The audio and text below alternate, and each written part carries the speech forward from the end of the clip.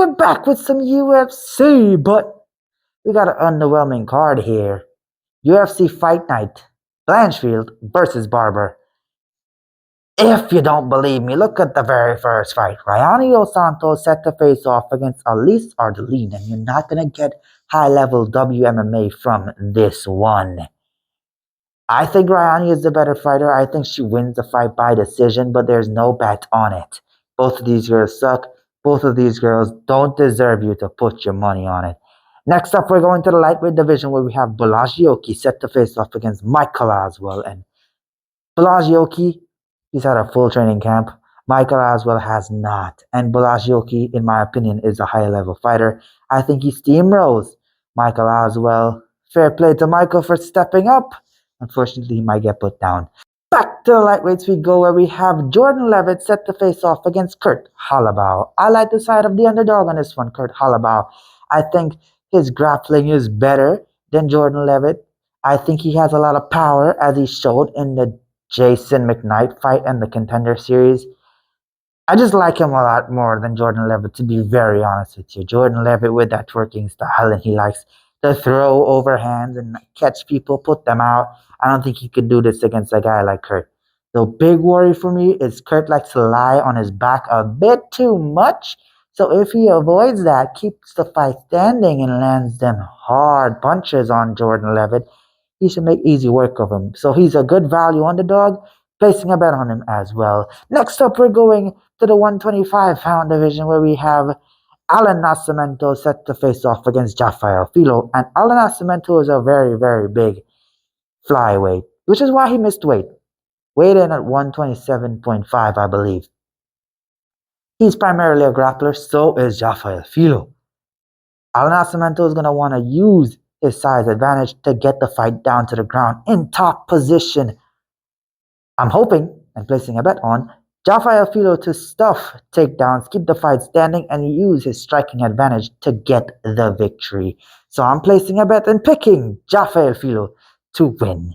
Next up, we're going to the 185ers, and boy, does the UFC hate Dusko Tudorovic. Reese versus Dusko. I think Zach puts him out in the first. Placing a bet on Zach to win under 1.5. The thing is, Zach wins all his fights in the first round in terms of finishes. All of his finishes, I believe, if memory serves me right, come within the first round, and Dusko gets put out in the first round very often as well. Unfortunately for Dusko, when he wakes up from the concussion that Zach gives him, he's going to be out of the UFC. Next up, we're going to the women's featherweight division where we have Ketlen Vieira versus Macy Chiasson, and this is another underwhelming fight in my opinion. I think Ketlen Vieira wins by a very boring decision. Not much to say about this. Both of these girls are not the greatest fighters in the world, not the most entertaining fighters in the world, but Ketlen should get the job done. Next up, we're going to the light heavyweight division where we have Dustin Jacoby set to face off against Bruno Lopes. And I'm going to be completely honest, Bruno is a heavy pressure kind of fighter, and Dustin excels against fighters like that. He might pick a shot and put Bruno out cold. I'm picking Dustin to get the job done, but no bet on the fight.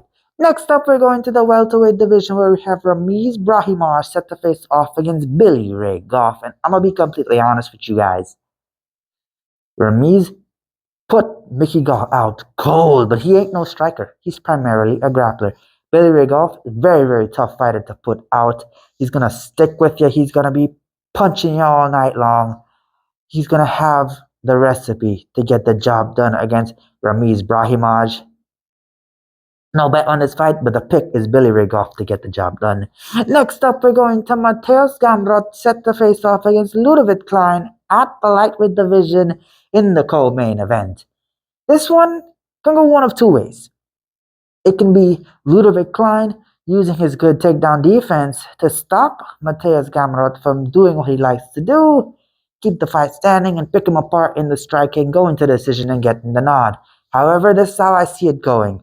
Mateusz Gamrot, even though he gets his takedown stuff, he's going to be pressuring Leavitt over and over and over, eventually getting a takedown and just working on top position could even get a submission. I think Gamrot gets the job done, placing a bet on him to win as well. Next up, we're going to Erin Blanchfield, set to face off against Maycee Barber in the 125-pound division. However, Maycee Barber missed weight. Does that matter? Absolutely not. I think Erin Blanchfield is a much, much better fighter. She's also very, very durable. She's a much better grappler in my opinion. I think she makes easy work of Maycee Barber. There's good value on a lot of bets for her. So I actually have two, which goes against a lot of what I say because I don't like betting on WMMA. But Erin Blanchfield is that good of a fighter. I think she's worth it. First bet for this one, Erin Blanchfield to win inside the distance. It multiplies your money by 4. So it's worth taking a little shot at it. And the other bet is Erin Blanchfield to land more significant strikes. She landed more significant strikes against a much better striker in Rose Namajunas. So I think she manages to do the same against Maycee Barber and still finish her inside the distance. Hopefully both cash and we walk away happy guys. And this has been my picks and predictions. Now on to the ladder challenge. This was very hard to pick. I don't put females in my ladder challenge, at least for a little bit. They're on a timeout. But I got 2 fighters, one from boxing, one from MMA. The MMA fighter is going to be Billy Goff to get the job done against Ramiz Brahimaj. And next up in boxing, we have Charlo to throw more punches. I know it's a bit weird, but it's really good odds. See, Charlo is a higher volume kind of striker, and his opponent likes to pick shots too much. I think Charlo also manages to rock him a few times, could even put him out, and that leads to him landing more punches as well. So, Billy Goff and Jamal Charlo, hopefully you boys get it done for me and multiply my money by 2. And this has been my ladder challenge week number 1. Hopefully we can see you next week for week number 2. And this has been my picks and predictions for UFC Fight Night, Blanchfield vs Barber, and the ladder challenge. Be sure to leave a like, comment, let me know what you think about it down below. Subscribe, follow me on TikTok, follow me on Twitter, support the channel on the Patreon, and I'll catch you in the next one. Until then, game time.